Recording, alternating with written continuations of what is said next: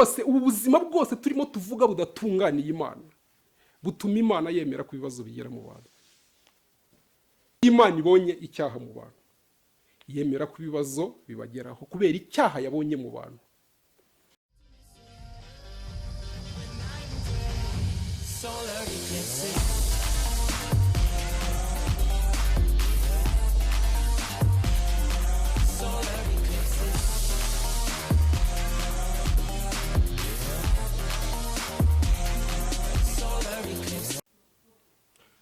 Yesu ashimwe bene data.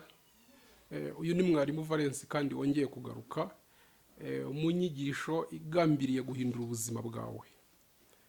Iyi ni ya nyigisho nkuzaniye, nakwijeje ko inyigisho zose nzajya nkutegurira n'inyigisho zizaba zigambiriye guhindura ubuzima bwawe. Nuzikurikirana ukazihagararamo neza, ugakora ibintu neza nk'uko tubikwigisha, uzabona impinduka ikomeye. Nibwo uzasobanukirwa aho ibintu bipfira n'aho bikirira, kuko twaje kugusobanurira ibintu utaruzi byagiye bigira ingaruka ku buzima bwawe kubwo kutabimenya. None twaje kubigusobanurira kugira ngo nubimenya ukabyubahiriza nk'uko bisabwa, uzabona ubuzima bwawe buhinduka. Ijambo ry'Imana riratubwira muri Yohana 8:32 ngo muzamenye ukuri kandi ukuri kuzababatura. Kimwe mu bintu byagaragaye ni ukuvuga ngo kumenya ukuri niyo ntambwe ya mbere ya deliverance yo kubohoka. Iyo umuntu ataramenya ukuri biragoye kugira ngo azabohoke, kuko umuntu ntabwo ashobora kwinjira mu bikorwa byo kubohoka kandi atanabizi ko binabaho. Rero ni ukuvuga ngo inyigisho nkuzaniye uyu munsi, kimwe n'izagiye zibanziriza, n'inyigisho zigamije kukubwiza ukuri, kuko Bibiliya itubwira ngo muzamenye ukuri kandi ukuri kuzababatura. Ni ukuvuga ngo numara kumenya ukuri, ikizakurikiraho ni ukubohoka. Intambwe ya mbere uba umaze kuyitera. Rero inyigisho nkuzaniye uyu munsi ni inyigisho ivuga ku bibazo biboneka mu buzima bw'abantu, kuko mu buzima bw'abantu habamo ibibazo bitandukanye. Nagira ngo uyu munsi rero tuganire, ngiye kukubwira ibintu Imana ibona mu buzima bw'abantu, noneho bigatuma yemera ko ibibazo bibageraho. Mbere y'uko nkubwira aka kantu, ndashaka kugira ngo hari akantu nshaka kugira ngo manze nkubwire mbere y'uko twinjira mu nyigisho. Ubundi Imana muri plani yayo, mu muteguro wayo, ntabwo Imana yari yateganije ko mu bantu haboneka ibibazo, indwara, imibabaro, ibigeragezo bacamo. Ntabwo Imana yigeze yifuza kubabaza umwana w'umuntu. Nta n'ikibazo na kimwe Imana yigeze ipuraninga itegura kugira ngo umuntu azahure nacyo. Ni ukuvuga rero ngo benshi bagiye bakunda kubyibazaho, bakavuga ati ariko se kuki Imana yemera ko ibi bintu bingeraho? Kuki Imana yemera ko abantu bababazwa kuriya? Kuki Imana yemeye ko abantu bicwa n'inzara? Ibibazo ni byinshi biboneka mu bantu, ariko abantu benshi barakomeza kwibaza impamvu Imana yemera ko ibyo bintu bibabonekaho gutyo, bakibaza impamvu bikabayobera. Kandi ndakubwiza ukuri ko muri plani y'Imana, mu muteguro w'Imana, ntabwo Imana yigeze yifuza ko umwana w'umuntu ababazwa cyangwa aca mu bigeragezo cyangwa aca mu bintu bimugoye ku buryo arira agahura n'ibyago n'amakuba. Ntabwo Imana yigeze iteganya ko ibi bintu bibaho. Ushobora kuvuga uti se none byaturutse kuki niba Imana itarigeze itegura ko ibyo bintu bibaho? Byaturutse kuki? Kuki tubona ibibazo byinshi mu bantu? Nanjye ubwanjye ugukurikiye hari ibibazo byinshi ndi gucamo, hari ibyo naciyemo, hari n'ibyo ndi gucamo, ndetse n'abantu banzengurutse nirwa mbona ibibazo mu bantu. Rero uyu munsi naje kuganira nawe, ngiye kukubwira ibintu Imana ibona mu bantu bigatuma yemera ko ibibazo bibageraho kubera ibintu yabonye. Ikintu cya mbere Imana ibona mu bantu bigatuma Imana yemera ko ibibazo bibageraho, ikintu bita icyaha. Iyo Imana ibonye icyaha mu bantu bituma yemera ko ibibazo bigera muri abo bantu kubera icyaha ibonye. Icya kabiri gituma Imana yemera ko ibibazo bigera ku bantu, iyo Imana ibonye kutizera, ikabona abantu bari mu buzima bwo kutizera no gushidikanya, bituma Imana yemera ko ibibazo bibageraho kubera kutizera yababonyeho, kubera gushidikanya yabonye mu mitima yabo. Icyo nacyo ni ikintu cya kabiri gituma Imana yemera ko ibibazo bigera ku bantu. Icya gatatu gituma Imana yemera ko ibibazo bigera ku bantu ni ukutamenya, ignorance. iyo Imana ibonye hari ibintu wakagombye kuba uzi ariko ukaba utabizi kandi wakagombye kubimenya, Imana yemera ko ibibazo bigera mu bantu kubera ibintu batazi bakagombye kuba bazi. Urankurikira? Ikindi gituma Imana yemera ko ibibazo bigera mu bantu ni igihe Imana ibonye ibigirwamana mu buzima bw'abantu.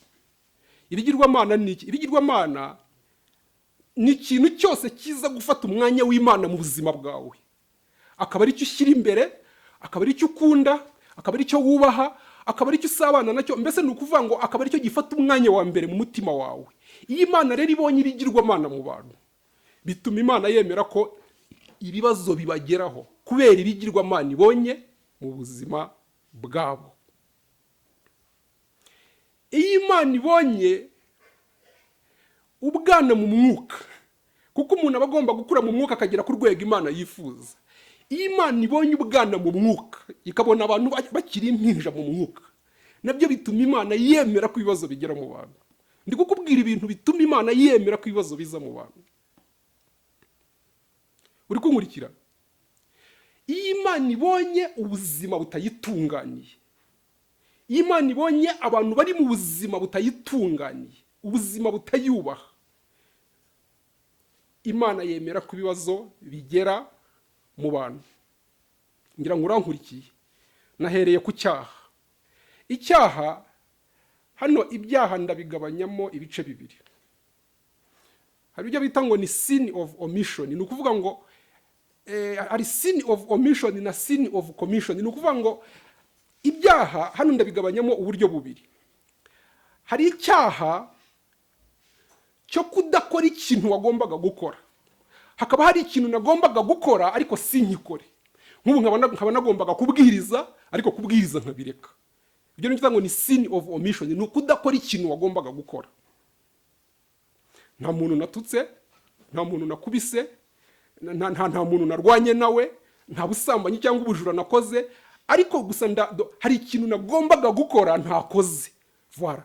Ni ukuvuga ngo iyo Imana ibonye rero mu buzima bw'abantu hari ibintu bagombye gukora nuko ntibabikore, ibyo bituma Imana yemera ko ibibazo bibageraho. Sin of commission noneho ni ugukora ikintu utakagombye gukora. Nkuko nshobora kujya kwiba kandi ntagombaga kwiba. Ni ukuvuga ngo hari n'ibindi bintu abantu bakora batari bakwiriye gukora. Icya mbere hari ibyo badakora bari bakwiriye kubikora, hari n'ibindi bakora batari bakwiriye gukora. Cyangwa se biranashoboka ko umuntu yakora ikintu yari akwiriye gukora ariko akagikora nabi, nabyo bibaho.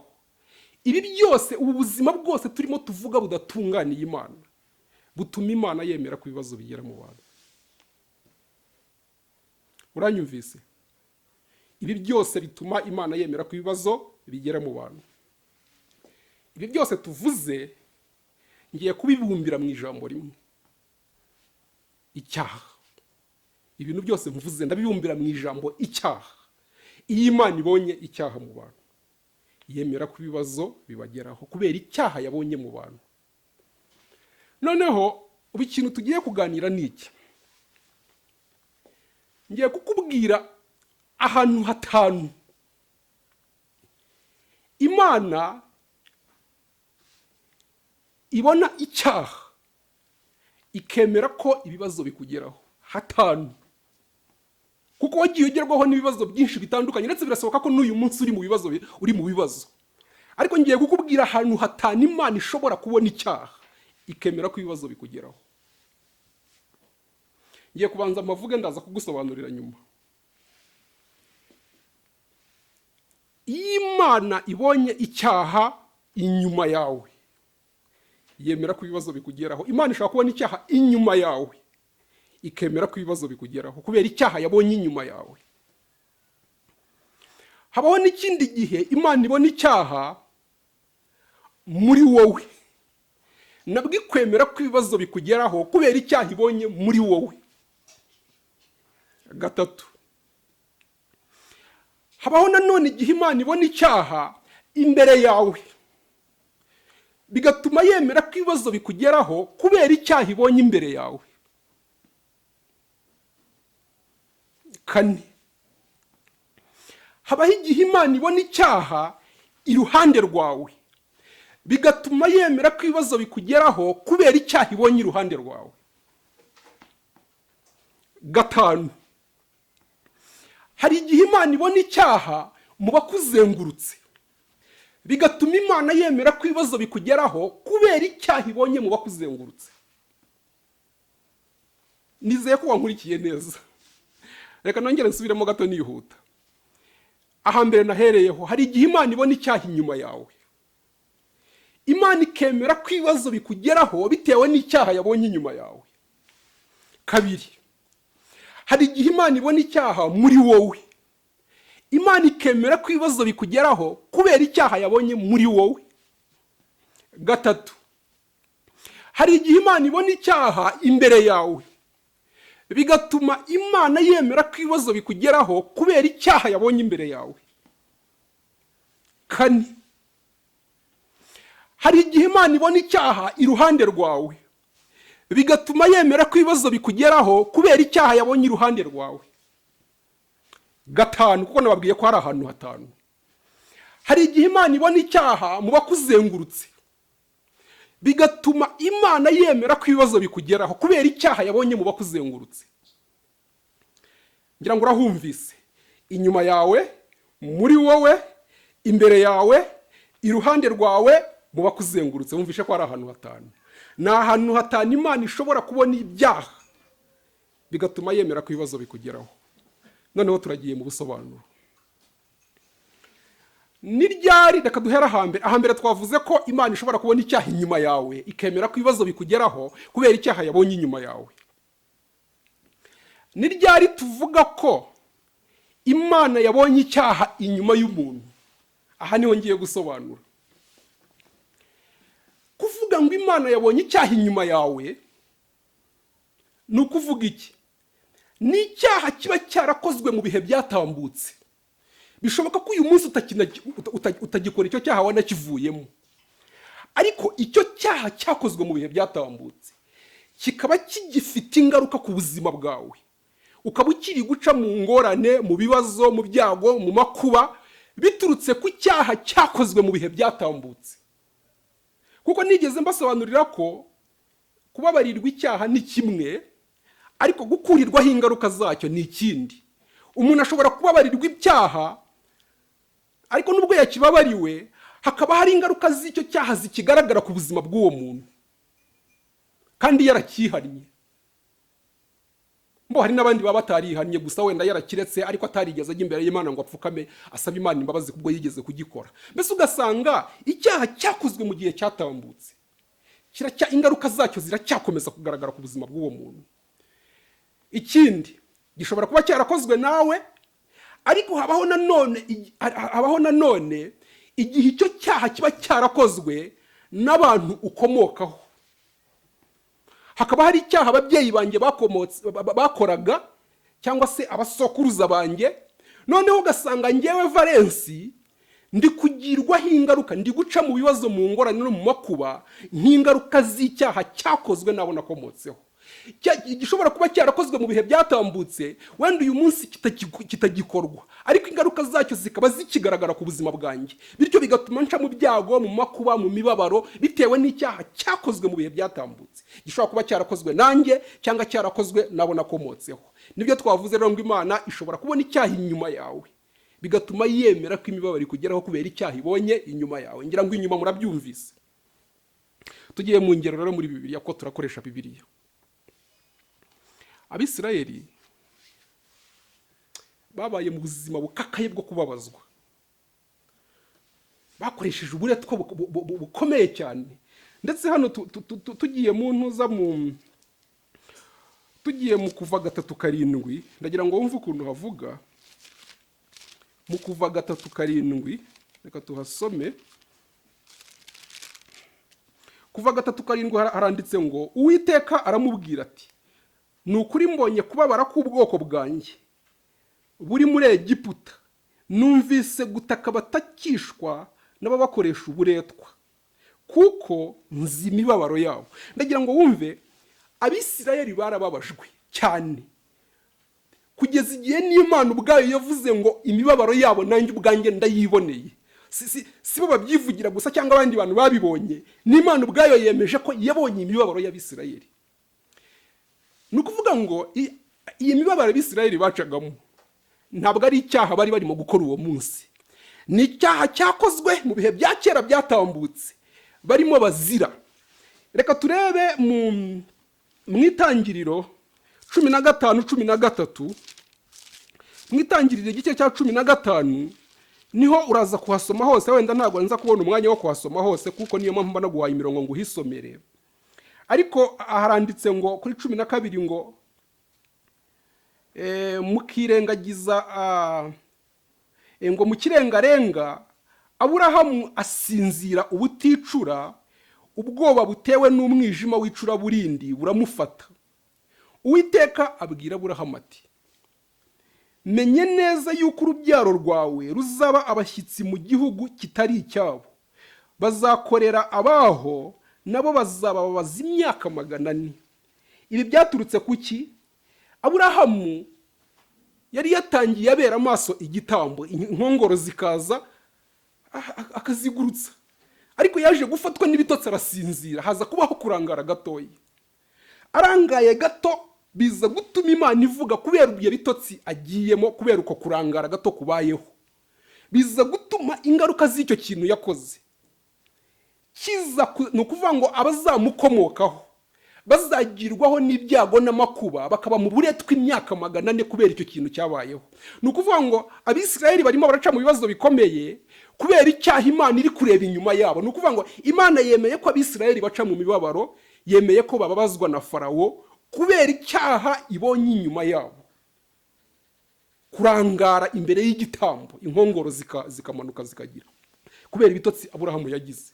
Ndagira ngo mubyumve ukuntu Imana ishobora kwemera ko imibabaro ikugeraho kubera icyaha ireba inyuma yawe. Reka duhita dusoma vuba vuba no mu maganya ya Yeremiya, mu maganya ya Yeremiya, kuko nababwiye ko dukoresha Bibiliya. Amaganya ya Yeremiya 5:7 haratubwira ngo ba data bakoze ibyaha kandi ntibakiriho, natwe twikoreye ibicumuro byabo. Ndagira ngo wumve, ba data bakoze ibyaha none ntibakiriho, bamaze gupfa, ariko ngo twebwe twikoreye ibicumuro byabo. Ndagira ngo wumve ko icyaha kiri inyuma yawe, ni ukuvuga cyakozwe mu bihe byatambutse, gishobora kuba cyarakozwe nawe cyangwa se cyarakozwe n'abagukomokaho, gishobora gutuma uyu munsi ugirwaho n'ibyago n'amakuba bitewe n'icyaha cyakozwe mu bihe byatambutse.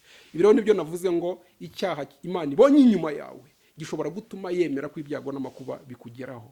N'icyaha cyakozwe nawe mu bihe byatambutse cyangwa se cyakozwe n'abo wakomotseho, ariko ingaruka zacyo zikaba zikigaragara ku buzima bwawe uyu munsi. Aha ngaha ndahavuye rero, murabyumvise. Noneho turimutse tugiye kuri kabiri. Ntarajya kuri kabiri, reka manze natanga igisubizo natanga igisubizo hano kuri 1. Ni ukuvuga ngo icyaha kiri inyuma yawe ushobora kuba we warakoze cyangwa cyarakozwe n'abo wakomotseho, kugira ngo kitakomeza kugira ingaruka ku buzima bwawe, ni ukuvuga ngo icyo bigusaba, biragusaba guca uwo mugozi, biragusaba kwihana. Ni ukuvuga ngo biragusaba kwihana ibyaha byakozwe mu bihe byatambutse, warangiza ugasaba Imana ikagukuriraho ingaruka z'ibyaha byakozwe mu gihe cyatambutse, yaba ari wowe wabikoze cyangwa byarakozwe n'abo wakomotseho. Ni ukuvuga ngo uwo mugozi w'akarande ugomba kuwuca. Iyo hatabayeho guca uwo mugozi w'akarande, iyo hatabayeho kwihana ibyo byaha byakozwe mu gihe cyatambutse, iyo hatabayeho guca uwo mugozi, deliverance, kubohoka, ni kwa kundi umuntu akomeza kugirwaho n'ingaruka z'ibyaha byakozwe mu gihe cyatambutse. Reka tujye kuri kabiri. Noneho twavuze ko hari icyaha Imana ibonye muri wowe. Icyaha Imana ibonye muri wowe bivuga iki noneho? Ni icyaha noneho uri gukora uyu munsi, kuko uyu munsi nshobora kuba ndi umusambanyi, nshobora kuba ndi umujura, nshobora kuba ndi umurozi, nshobora kuba ndi mu bikorwa by'ubwesikoro. Ni ukuvuga ngo icyaha ndi gukora uyu munsi gishobora gutuma hari ibyago n'amakuba cyangwa imibabaro igera kuri njyewe bitewe n'icyaha ndimo uyu munsi, atari icyakozwe mu bihe byatambutse, ahubwo icyaha aka kanya nkikora gishobora kunkururira ibyago n'amakuba. Reka dusome tugiye muri Zaburi 119. zaburi y'119 umurongo wa 67 haranditse ngo ntarababazwa narayobaga ariko none nitondera ijambo ryawe. Kuri 71 bakavuga ngo kubabazwa kwangiriye umumaro kugira ngo nige amategeko yawe. Ni ukuvuga ngo uyu muntu yari ari mu buzima bwo kutubaha Imana, bwo kutitondera amategeko y'Imana, ubuzima bw'ibyaha. Noneho biza gutuma imibabaro imugeraho. Ya mibabaro aba ari yimutoza kubaha Imana, ngo none ngo basigaye yitondera amategeko y'Imana. Ariko ibi byabaye nyuma yo kubabazwa. Ndagira ngo wumve ko umubabaro wamugezeho kubera ibyaha arimo, kubera kutitondera amategeko y'Imana. Ariko aratubwiye ngo kubabazwa kwangiriye umumaro, ngo kwatumye yitondera amategeko y'Imana. Uyu rero ni umubabaro ushobora kugera ku muntu bitewe n'ibyaha arimo uyu munsi. Ahangaha igisubizaho kiri ni hehe? Ni hamwe gusa. Ni ukuvuga ngo kugira ngo uyu mubabaro ukuveho birasaba kwihana iki cyaha ukakireka, warangiza ugasaba Imana ikagukuriraho ingaruka zacyo. Uranyumva ise? Birasaba kwihana icyo cyaha ukakireka, warangiza ugasenga ugasaba Imana kugira ngo ikikubabarire ikureho n'ingaruka zacyo. Kuko kubabarirwa ibyaha ni kimwe, ariko no gukurirwaho ingaruka zabyo ni ikindi. Ibi byose ugomba kubisengera wisaba Imana, ariko wamaze kukihana no kukireka. Tugiye kuri 3 rero. 3 navuze ko ari icyaha kiri hehe? Kiri imbere yawe. Icyaha kiri imbere yawe nacyo gishobora gutuma ibyago n'amakuba n'umubabaro bigera ku buzima bwawe, kubera icyaha Imana iri kureba imbere yawe. Icyaha Imana iri kureba imbere yawe rero ni kimeze gite? Mbere twabonye icyaha kiri inyuma yawe, ibyaha byakozwe kera. Twongera tubona icyaha kiri muri wowe, ibyaha ushobora kuba ukiri gukora uyu munsi. Noneho tugiye ku cyaha kiri imbere yawe. Icyaha kiri imbere yawe ni kimeze gute? Ni icyaha kitakozwe mu bihe byatambutse. Ni n'icyaha utarimo uyu munsi, ahubwo ni icyaha Imana iri kureba imbere yawe ikabona ko ibyago n'amakuba urimo uyu munsi uramutse ubikuwemo wahita winjira muri ibyo byaha, bigatuma Imana ishobora kukureka mu ngorane, mu byago, mu makuba, kubera ko ibona ko nigukura muri ubwo buzima bukubabaje urimo uzahita winjira mu buzima bw'ibyaha. Imana ikabona icyaha imbere yawe uzakora nuramuka ushubijwe, bigatuma Imana yanga kugusubiza kubera icyaha iri kubona uzakora nusubizwa. Nk'ubu hari igihe Imana ibona umuntu ikabona hari ubuzima iri gucamo bitamunejeje, wenda akaba ari gusaba Imana tuvuge kugira ngo imukure mu bukene, imuha amafaranga. Imana ikabona nimuha amafaranga azamukurira ubwibone bwinshi cyane, bigatuma n'ibyo yubaha atazongera kubyubaha, bigatuma atazongera no kwitwararika ku mategeko y'Imana, bigatuma Imana imureka mu mubabaro mu buzima arimo, kubera icyaha Imana iri kubona azakora naramuka akuweho ibimuriho. Icyaha kiri imbere yawe kikaba cyatuma ibyago n'amakuba biguma ku buzima bwawe. Tujye mu Abakorino ba kabiri 12:7. Abakorino ba kabiri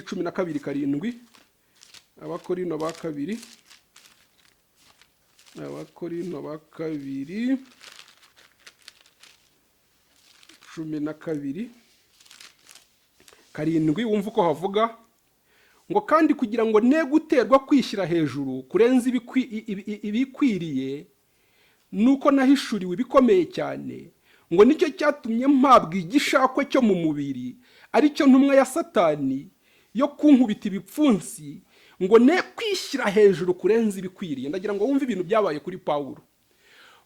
Ibintu byamubayeho dore uko bimeze. Imana yaretse igishakwe cyari kimubangamiye, yifuza kugikurwaho.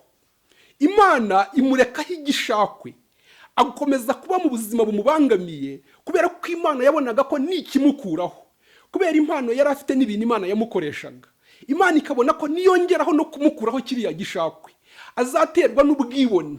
Nawe ubwo arivugiye ngo nicyo cyatumye Imana imurekaho kiriya gishakwe, kugira ngo atazaterwa kwishyira hejuru, atazagira ubwibone. Imana yabonaga ubwibone bwaza imbere ye imukuyeho igishakwe, bituma imurekera ubwo buzima kugira ngo imurinde icyaha ibonye imbere ye cy'ubwibone cyashoboraga kuzamutera. Ibi rero nabyo, icyaha kiri imbere yawe gishobora gutuma Imana ikurekaho ibyago n'amakuba n'umubabaro. Ushobora kuvuga uti ibi noneho se nabikosora gute? Ko wumva kiri imbere yanjye ntagikora, ntabwo nagikoze, nta nicyo ndi gukora, ngo kiri imbere yanjye, ibi byo nabikosora gute? Reka mbabwire. Niyo mpamvu rero tubigisha inyigisho zo gukura mu mwuka. Ni ukuvuga ngo ugomba guharanira gukura mu mwuka, noneho ugasaba imana imbaraga zigushoboza gukiranuka mu bihe byose n'ahantu hose. Iyo umuntu aharaniye gukura mu mwuka, asaba imana imbaraga zimushoboza gukiranuka igihe cyose n'ahantu hose, imana imusukamo imbaraga zituma abasha gukiranuka no mu bihe bizaza. Noneho ku buryo imana ikubonamo imbaraga zizagushoboza gukiranuka mu bihe bizaza, bigatuma igukuraho ibyago n'amakuba, kuko yamaze kumenya neza ko umaze kugira imbaraga ku buryo nukurwa mu buzima urimo uzakomeza gukiranukira imana. Donc ni ukuvuga ngo igisubizo kiri mu masengesho no guharanira gukura mu mwuka. Imana nimara kukubona ku rwego waramaze gukura mu mwuka, umaze kugwiza imbaraga zizagushoboza gukiranuka, nigukura mu buzima urimo izahita ibigukuramo, izagukuraho ibyago n'amakuba, kuko izaba izi ko nimara kubigukuraho uzakomeza kuyikiranukira. Aha niho igisubizo kiri.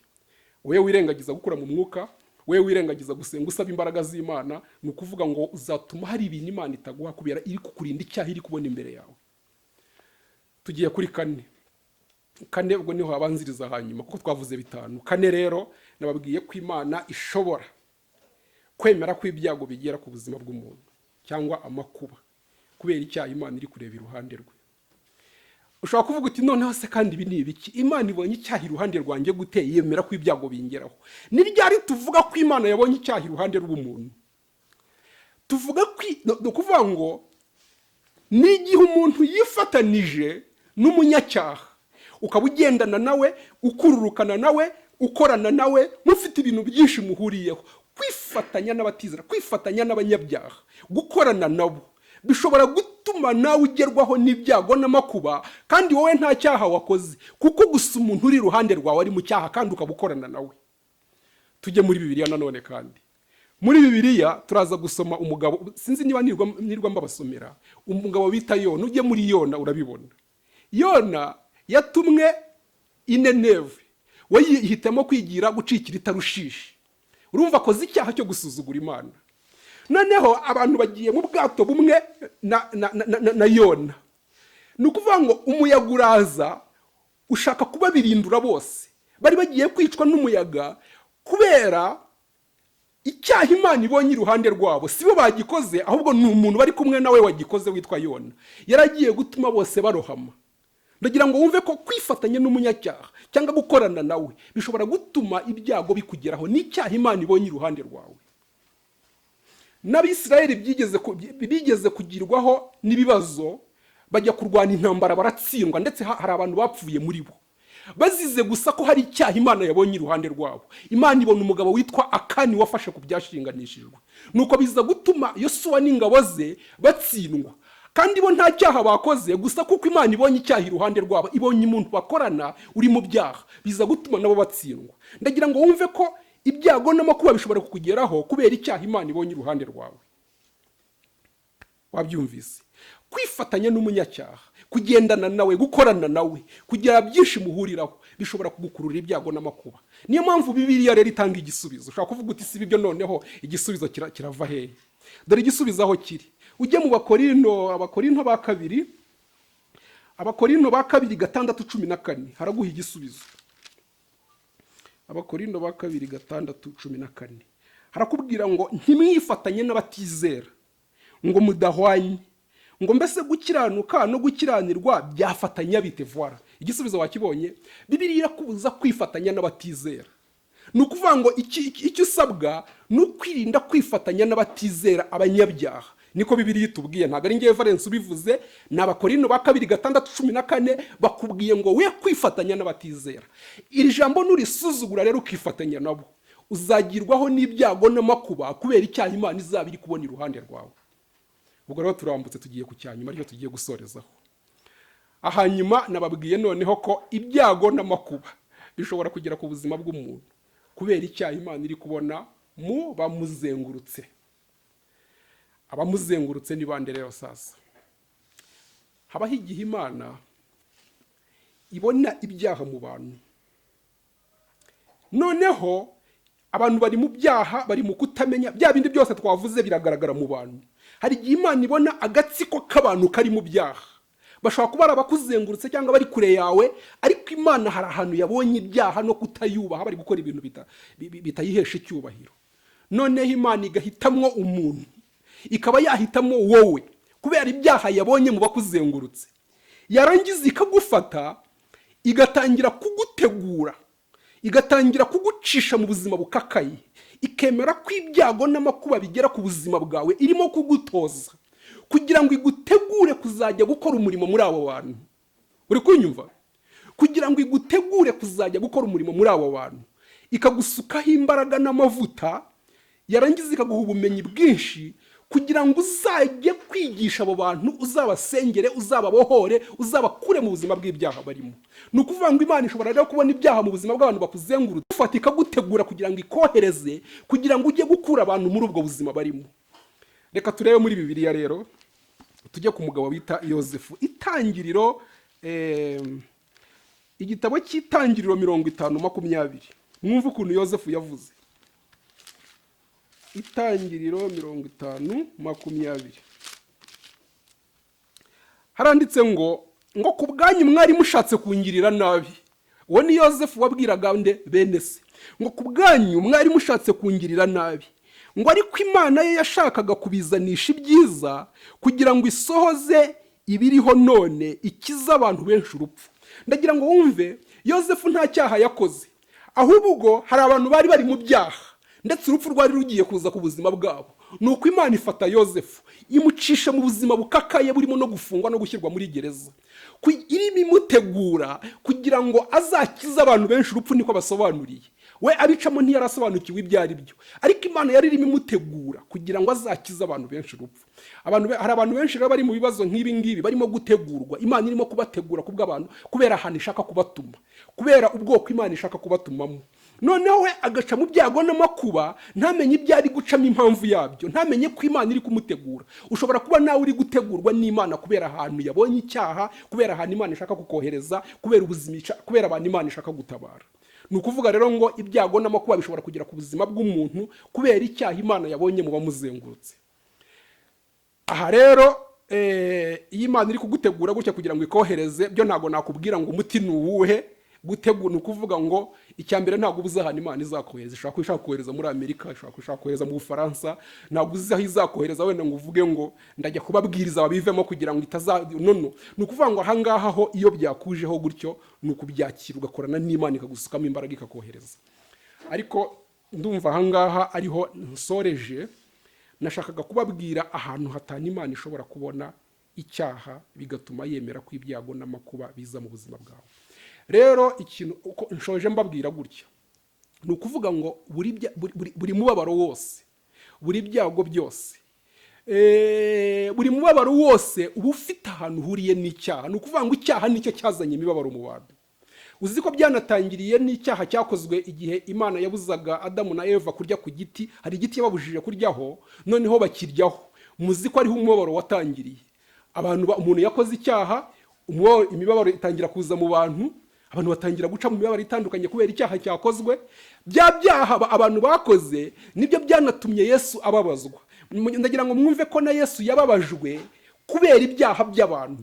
N'ibyaha Imana yari ibonye mu bamuzengurutse bituma Yesu ababazwa kugira ngo ajye kubagira gute, kugira ngo abapfire, abakize ibyaha byabo. Biza gutuma Yesu anavuga ngo ntabwo umugaragu aruta shebuja, bivuga ngo n'abazamukorera nabo bazaca mu byo yaciyemo. Ndagira ngo wumve ko ibyago, amakuba, umubabaro ni ibintu bifite aho bihuriye n'icyaha. Rero reka nkugira inama, ngiye gusoza gutya. Ndasoza nkugira inama. Niba utifuza kubona ibyago n'amakuba mu buzima bwawe, niba utifuza kubona umubabaro, ni ukuvuga ngo inama nakugira nimwe, ni ukwitandukanya n'icyaha. Kuko buri mubabaro wose, buri byago byose, buri makuba yose uba ufite ahantu bihuriye n'icyaha. Icyaha nicyo cyazanye umubabaro n'ibyago n'amakuba. Rero ni ukuvuga ngo urasabwa kwitandukanya n'icyaha. Ugomba gukura icyaha inyuma yawe, ukagikura muri wowe, ukagikura imbere yawe, ukagikura iruhande rwawe. Ni ukuvuga ngo ibyo ngibyo nubikora, hari ibibazo bizahita bikemuka mu buzima bwawe. Rwose uzatangira kubona hari ibibazo wagira gutakigira kubera ko witandukanije n'icyaha. Imana rero iguha imbaraga kandi gushoboze kugira ngo ukumire icyaha mu buzima bwawe aho cyaba kiri hose. Donc ni ukuvuga ngo ugomba kwitandukanya n'icyaha kandi ukitandukanya n'abakora ibyaha. Imana iguha umugisha rero. Reka nkusengere kugira ngo Imana iguhe imbaraga zo guhagarara neza muri iri jambo. Mana yacu, Imana ifite ubutware n'ubushobozi, Imana yo kwiringirwa no kwizerwa, ndasengera uyu mugaragu wawe uteze amatwi iri jambo, ndamusabira umugisha byonyine kuba yashoboye gutega amatwi iri jambo. Umugisha wa mbere reka wubone kubwo gutega amatwi ijambo. Icyo musabiye cya kabiri ni ukugira ngo umuhe imbaraga, kugira ngo abashe guhagarara neza muri iri jambo no kwitandukanya n'icyaha ndetse no kwitandukanya n'abakora ibyaha, kugira ngo ibyago n'amakuba n'umubabaro byaje ku buzima bwe bizanywe n'ibyaha bimuveho nawe atangira abona umunezero guturukaho. Ndagushimiye ko ugiye kubimufashamo mu izina rya Yesu Kristo umwami wacu, amen.